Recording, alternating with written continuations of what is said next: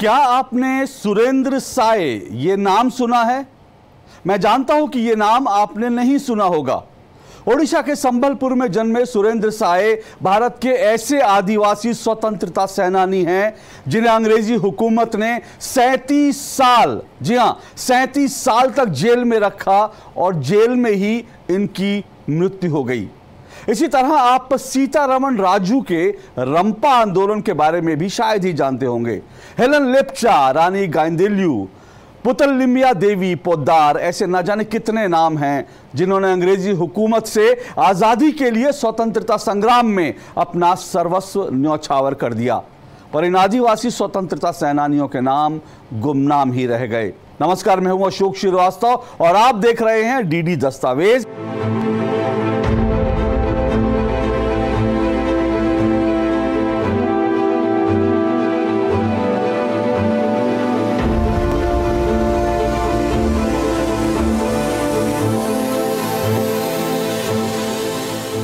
भारत का आदिवासी समाज, जनजातीय समाज बेहद विशाल है।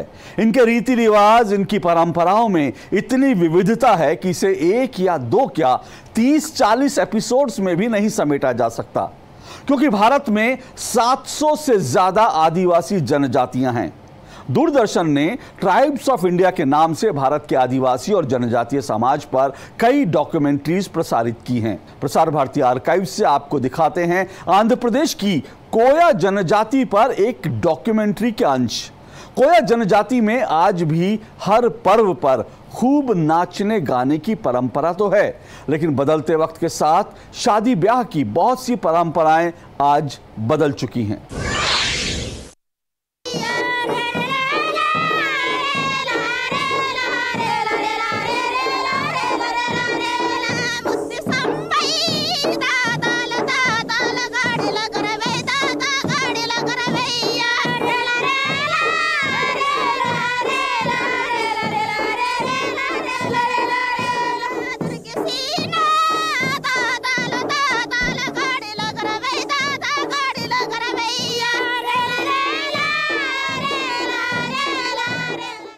As far as marriages are concerned, Koyas are monogamous, though some rich and influential Koyas do acquire more than one wife. Most of the marriages are arranged and involve proper negotiations between the two families. Marriage by capture or forcibly marrying a girl is a dying tradition now. Like any other tribal society, Koyas have their own preferences. Cross-cousin marriage, that is marrying own father's sister's daughter, is the most preferred form of marriage among Koyas. One can also marry his brother's widow. Quite obviously, widow remarriage is allowed in the Koya society. एक 10-15 साल, एक 20 साल पहले एक ऐसी चीज़ था, एक अगर कोई बच्ची मुझे पसंद है, अगर मैं उसको हाथ पकड़ लिया तो अब हमारा नाम भी हो जाना, वो ऐसे कानून था। जब बस वो दूसरों को शादी नहीं कर सकते, अब वो अपने बड़ों के चारों बिठा कर वो पंचायत करके जो है उसके हवाला कर दे तो उसके साथ शादी हो जाए। उसके बाद दूसरी चीज़ है, तो अगर मुझे पसंद है किसी लड़की को तो मैं जो है कि 10-15 आदमी को मैं ले लेना और बच्ची को जबरन उठा के ला लेना, ला के जो है शादी कर लेता था। वैसे भी एक शादी होती है, यानी किसी बच्ची पसंद, वो रूल है ये, तो उसको गलत नहीं मानते थे। यानी वो बच्ची को जो पकड़ के ला लेना, घर में रखना, नाचना, ये करना, हंगामा कर शादी कर लेते थे। उसको कोई इनकार नहीं करना, वो उनका रूल था, उसको गलत नहीं मानते।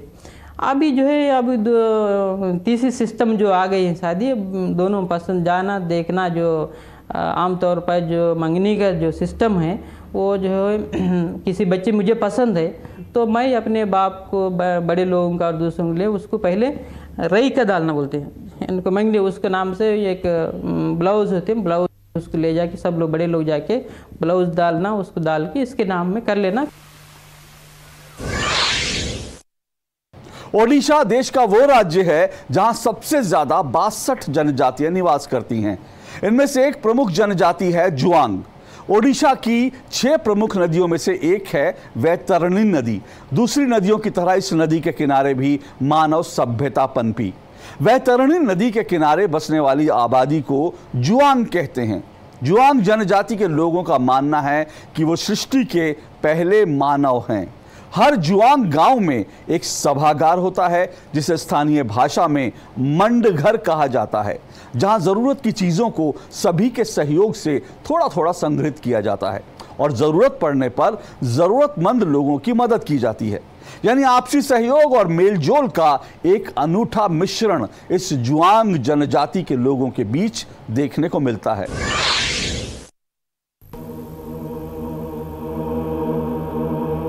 हर जुआंग गांव में एक सभाघर होता है जिसे स्थानीय भाषा में मंडघर कहा जाता है। गांव के नौजवानों का अधिकांश समय इस मंडघर में कटता है।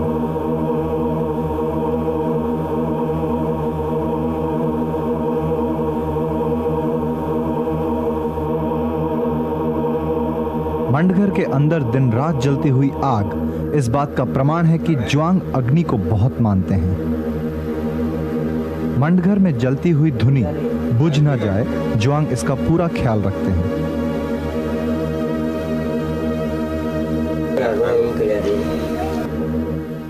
गांव से जो भी धान संग्रहित किया जाता है उसे मंडघर में संभाल कर रखा जाता है। किसी को भी जरूरत पड़ने पर उसे यहां से उधार स्वरूप दिया जाता है।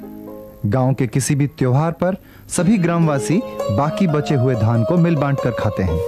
आजकल इन्हीं मंडघरों में सरकार की ओर से जुआंग बच्चों की शिक्षा की व्यवस्था की गई है। कुछ शिक्षित जुआंग युवक इस काम में पूरा सहयोग करते हैं। इसके अलावा जुआंग इलाके में कई आवासिक विद्यालय भी स्थापित किए गए हैं। इन्हीं सरकारी प्रयासों के परिणाम स्वरूप सन 1995 में जुआंग संप्रदाय को अपना पहला स्नातक या ग्रेजुएट मिला।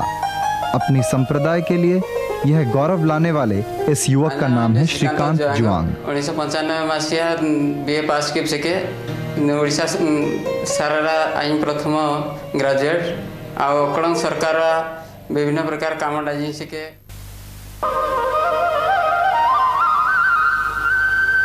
जुआंग महाप्रभु को विश्वास करते हैं।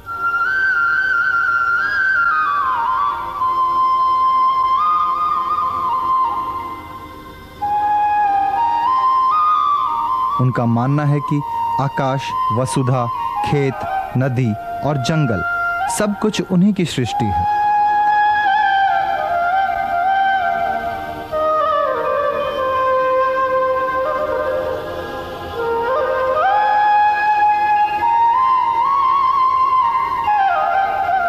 हर गांव में एक ग्राम देवी होती है। जुआंग मानते हैं कि ग्राम देवी उन्हें हर तरह की आपदा से रक्षा करती हैं।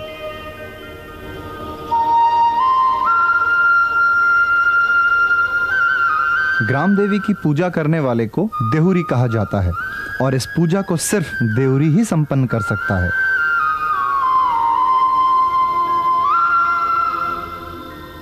देहुरी व्यवस्था पुरुषानुक्रमिक होती है। देहुरी के बाद उसका बेटा ही देहुरी बन सकता है। आम नुआखाई, धान नुआखाई, पुष्पुनई, तृतीया, असरी, तीर्थ पूजा यानी पौष पूर्णिमा और माघ पूर्णिमा जुआंगों के प्रमुख त्योहार हैं।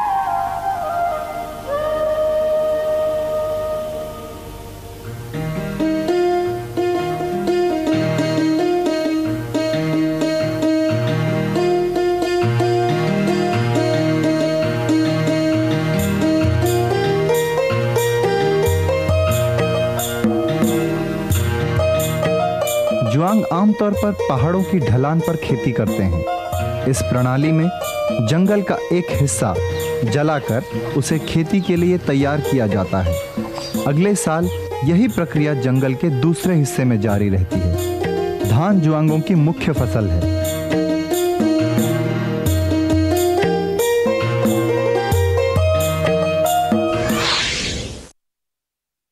ओडिशा की ही एक और प्रमुख जनजाति है पहाड़ी खड़िया। इस जनजाति की कई अहम और प्राचीन रस्में हैं। विवाह से जुड़ी कुछ रस्में तो अद्भुत हैं। सुबह से ही विवाह की तैयारियों में दुल्हन को सजाया संवारा जाता है। खास बात यह है कि विवाह में दहेज लेन देन की प्रथा तो नहीं है, बल्कि कुछ ना कुछ वर पक्ष की ओर से वधु पक्ष को देने का रिवाज जरूर है। गेरुआ रंग के मिट्टी से बनी इनका घर चिकना और मजबूत है। प्राचीन काल में इनका घर खजूर का पत्ता और खर में से छप्पर किया जाता था। फिर ये घर खपरेल घर में बदल गया। सरकारी सहयोग और विभिन्न योजनाओं के तहत खपरेल से एस्बेस्टस और फिर सीमेंट छत तक पहुंचा, लेकिन आज भी वही पुरानी दीवार नजर आता है। मिट्टी के दीवार और सुरक्षा के लिए मिट्टी से बनी टाइल के छत उनके जीवन शैली का एक पारंपरिक नमूना है। पहले तो खरियाओं ने खाद्य के लिए जंगल के ऊपर निर्भर करते थे। धीरे धीरे उन्होंने खेती करना शुरू किया, चावल, बाजरा, मकई वगैरह। खेती के लिए पहले जंगल जलाते थे, लेकिन जंगल हानि के कारण सरकार ने इनको आधुनिक तरीके से खेती करने के लिए सुविधाएं उपलब्ध कराएं। मो ना रेणुधर नायक, मु एठी वेलफेयर एक्सटेंशन ऑफिसर अच्छी। आमर खड़िया ओराम सबू कास्ट मिसिकी अच्छे आ सबू कास्ट आमर माने योजना सब चली। आमर एटा आईटीडी एरिया आईटीडी एरिया रे विभिन्न प्रकार योजना रही। मागणार सार बिहन मंजी दिया होछि, पुणी सब्सिडी आकार रे electric diesel motor pump, electric motor pump सब दिया होछि। खरिया जाति के पुरुषों ने कच्छा व लंगोट पहनते थे। अब भी जंगल में रहने वाले कुछ खरियाओं ने कच्छा और लंगोट भी इस्तेमाल कर रहे हैं। उसी तरह महिलाएं घुटने तक कपड़े पहनते थे और विभिन्न प्रकार के मालाएं भी पहनते थे।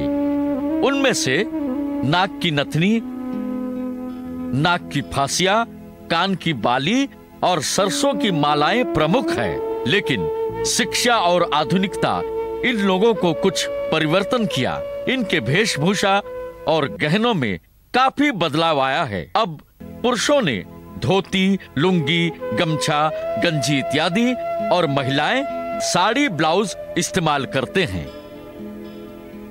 उनके गहनों में आधुनिकता का छाप स्पष्ट पता चलता है। शहरी सभ्यताओं से दूर रहते हुए भी उन्होंने अपनी धार्मिक भावना से दूर नहीं हैं। उड़ीसा में बसने वाले दूध खरिया और ढेलकी खरिया अपने अपने धर्म के हिसाब से पारंपरिक ढंग से अपने त्योहार मनाते हैं। दूध खरिया ईसाई धर्म के हैं, इसीलिए वे बड़ा दिन, गुड फ्राइडे और ईस्टर जैसे प्रमुख त्योहार मनाते हैं और साथ में आदिवासी परंपरा के अनुसार बिहा पर्व, कर्मा नृत्य आदि मनाते हैं।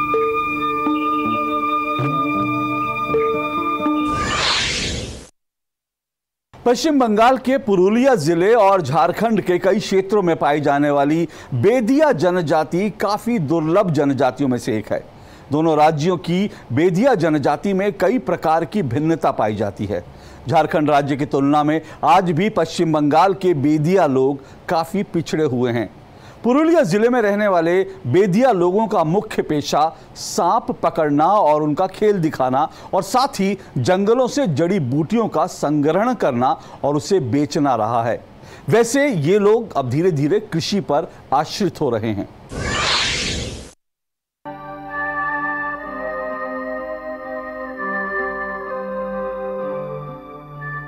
पुरुलिया जिले में रहने वाले बेदिया लोगों का मुख्य पेशा सांप पकड़ना तथा घूम घूम कर सांप का खेल दिखाना है। इनके अलावा जंगलों से दुर्लभ जड़ी बूटियां संग्रहित करना और बेचना भी रहा है। सर्वप्रथम पश्चिम बंगाल में ये लोग घुमक्कड़ का जीवन व्यतीत करते थे। यहां आकर इन्होंने सांप पकड़ने, जड़ी बूटी संग्रहित करने के व्यवसाय को अपनाया होगा। ये बात अलग है कि अब ये लोग पूरी तरह स्थायी रूप से निवास करने लगे हैं। अब इन लोगों ने भी कृषि को अपना मुख्य आधार बना लिया है, पर सांप पकड़ने और खेल दिखाने के पेशे को ये आज भी अपनाए हुए हैं। इनकी बस्तियों में आज भी एक से एक दुर्लभ सांप देखे जा सकते हैं। पश्चिम बंगाल के अयोध्या पहाड़ पर आज भी कई दुर्लभ सांप मिलते हैं। अजगर से लेकर नाग, कचक नाग आदि भी उपलब्ध हैं। बेदिया लोगों को यह अच्छी तरह ज्ञात होता है कि किन स्थानों पर सांपों का निवास होता है। ये सांप की तलाश में मीलों दूर चलकर जंगल और पहाड़ों में प्रवेश करते हैं। इनका मुख्य आकर्षण दुर्लभ सांपों को पकड़ना होता है।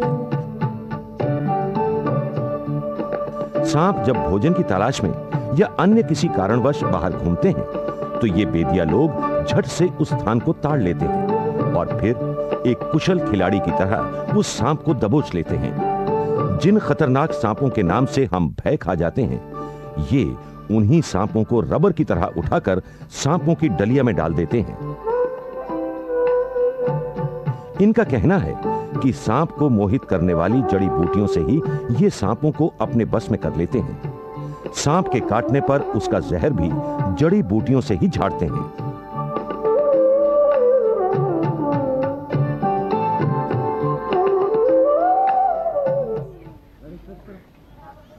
भोर होते ही अपने सांपों की पोटरी उठाकर शहर, गांव और कस्बों की तरफ चल देते हैं।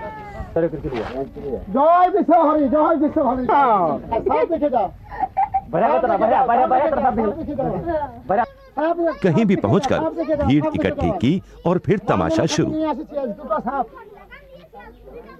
सांप का तमाशा हो और भीड़ ना उमड़े, ये तो हो ही नहीं सकता। सांपों का खेल दिखाने तथा संग्रहित जड़ी बूटियों को बेचने की कला देखते ही बनती है।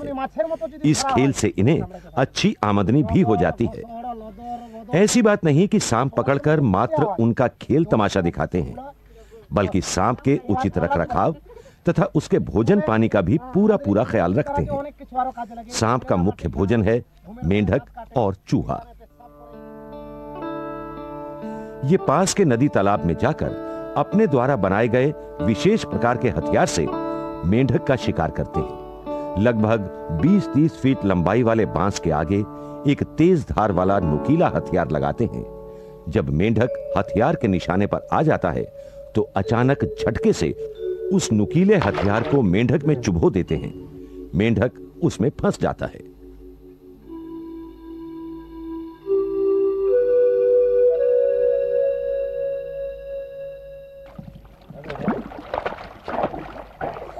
जाल के द्वारा भी मेंढक पकड़ लेते हैं। मेंढक को पकड़ते ही उसके पीछे वाले पैर को तोड़ देते हैं ताकि वो भागने ना पाए। छोटा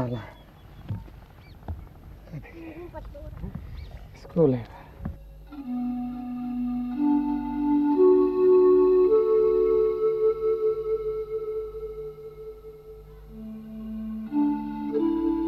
घर आकर सांप के मुंह में इन मेंढकों को डाल देते हैं। इनका मानना है कि सप्ताह में 1 या 2 बार सांप भोजन करते हैं। अजगर जैसे सांप को तो 15-20 दिन में भोजन कराते हैं।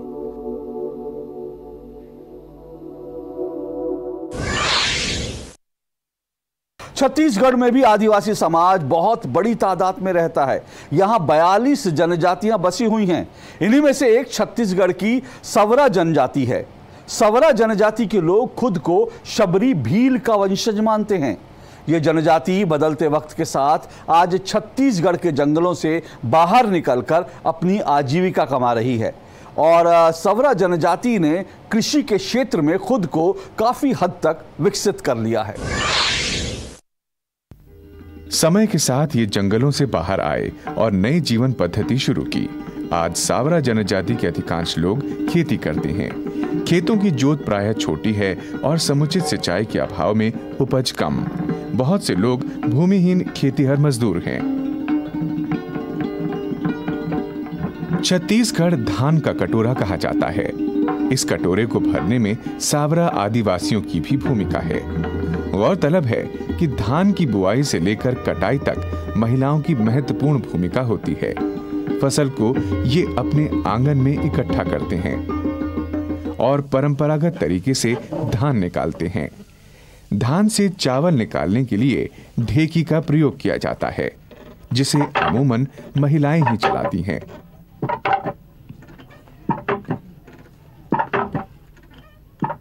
अगली फसल आने तक धान को पूंज के रूप में संरक्षित किया जाता है।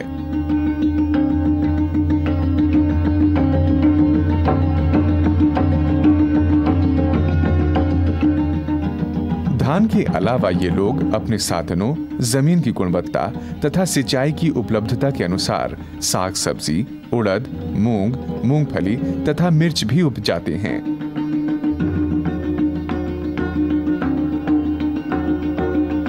सावरा जनजाति के लोग अपने आसपास के जंगलों से कंदमूल, तेंदुपत्ता, महुआ, डोरी, लाख, गोंद, रेशम, चिरौंजी, हर्रा, बहेड़ा और सरई के बीज आदि को इकट्ठा करके बाजार में बेचते हैं। बाजार के लिए ये लोग बांस की टोकरियां तथा झाड़ू भी बनाते हैं।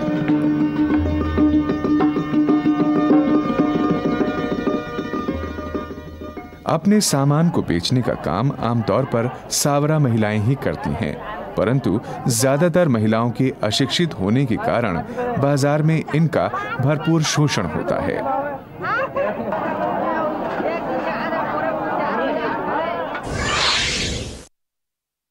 उत्तर पूर्व के अरुणाचल प्रदेश में 16 जनजातियां निवास करती हैं। इनमें से एक है मिश्मी जनजाति। इनकी सांस्कृतिक विरासत, परंपराएं और त्योहार काफी अलग और रोचक हैं। ये जनजातीय उत्सव मनाने में काफी आगे रहती है। इस जनजाति के हर पल मानो एक पर्व जैसा होता है। इनकी धार्मिक सोच ऋग्वेद के समतुल्य उच्च दर्शन सिद्धांत पर आधारित है। मिश्मी जनजाति के लोग हस्तकलाओं में दक्ष होते हैं। ये बांस से अपने घर बनाते हैं और एक घर में 3 से लेकर 12 तक कमरे होते हैं।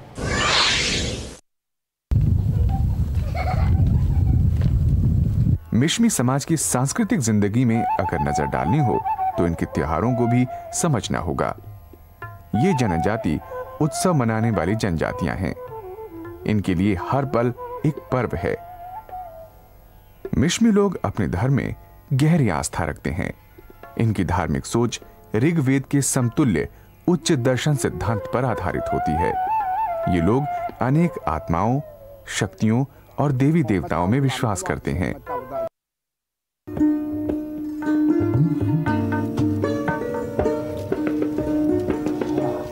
अपने सौंदर्य को बढ़ाने और अपनी पोशाक बनाने में जनजातियां स्वयं सिद्ध हैं। हस्तकलाएं और हथकरघा मिश्मी लोगों की रगों में बहता है। सूत काटना, फाइबर निकालना और बुनाई मिश्मी महिलाओं को बहुत पसंद है, जबकि पुरुष बांस और केन से बनी चीजें बनाने में माहिर होते हैं। मिजू और दिगारू मिश्मी के कामों में डिजाइनों की कोई कमी नजर नहीं आती। ईदू लोग भी बुनाई, कढ़ाई के काम में माहिर होते हैं। खास तौर पर बांस और केन की चीजों को बड़ी कलात्मकता से बनाते हैं। टोकरियों में कई किस्में मिलती हैं, जैसे शिकार के लिए, खेती बाड़ी के लिए, घर में इस्तेमाल के लिए और यहाँ तक कि मछली मारने के लिए भी। टोकरियां बनाने में बड़े कुशल होते हैं सभी मिश्मी जनजाति के लोग।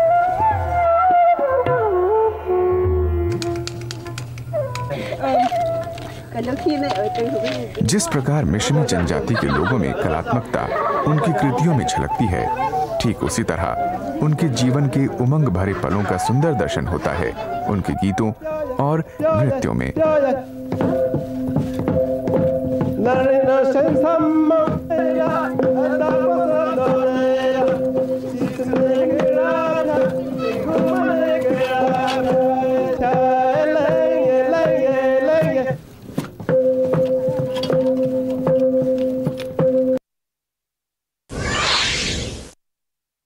उत्तर पूर्व के ही एक अन्य राज्य मेघालय में 17 जनजातियां बसी हैं। इन्हीं में से एक है हाजोंग जनजाति, जो सुदूर मेघालय में पाई जाती है। हाजोंग भारतीय उपमहाद्वीप में बसने वाला एक समुदाय है। यह अनोखी जनजाति बंगाली और असमिया लोगों से इनकी संस्कृति और काफ़ी कुछ मिलता जुलता है। इनका रहन सहन, वेशभूषा, भाषा और संस्कृति काफ़ी एक है। हाजोंग जनजाति के अधिकतर लोग हिंदू धर्म के अनुयायी हैं। हाजोंग की मौजूदगी असम के अलावा अरुणाचल प्रदेश में भी है। अब गारो, खासी और जैंतिया हिल्स के निचले समतल भूभाग ही इनका घर है। हाजोंग मंगोलाइड प्रजाति के इंडो तिब्बतन या इंडो बर्मन समूह के हैं। कुछ लोगों का मानना है कि वे तिब्बत से होते हुए आए। कुछ कहते हैं कि उत्तर पूर्व से आए। इस तरह हाजोंग आसाम के कामरूप में आकर बसे। और कालांतर में वे गारो हिल्स में आ गए। पहाड़ों पर रहने वाले आदिवासियों की तुलना में हाजोंग गांव थोड़े अलग हैं। गांव को पारा कहते हैं। परंपरागत घर बांस, लकड़ी और घास से बनते हैं।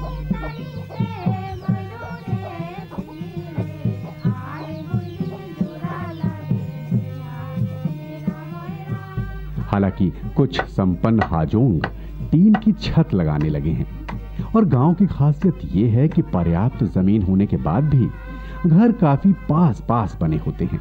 कारण है अन्य आदिवासियों का डर और जानवरों का खतरा।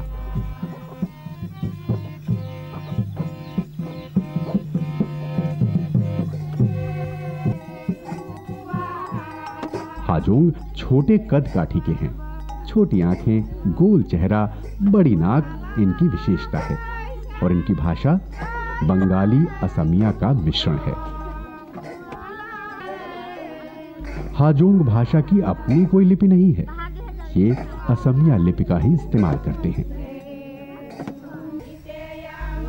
हाजोंग महिलाएं पाटनी पहनती हैं। ये लुंगी जैसा वस्त्र है। पाटनी की बुनाई महिलाएं स्वयं करती हैं।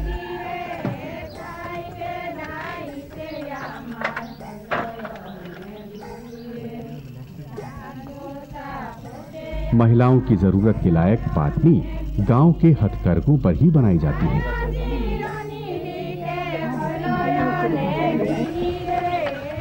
पाटनी रंग बिरंगा पहनावा है और ज्यादातर हाजोंग महिलाएं लाल रंग की पाटनी पहनती हैं। पर्व के दौरान ऐसा लगता है कि मानो ड्रेस कोड तय कर दिया गया हो।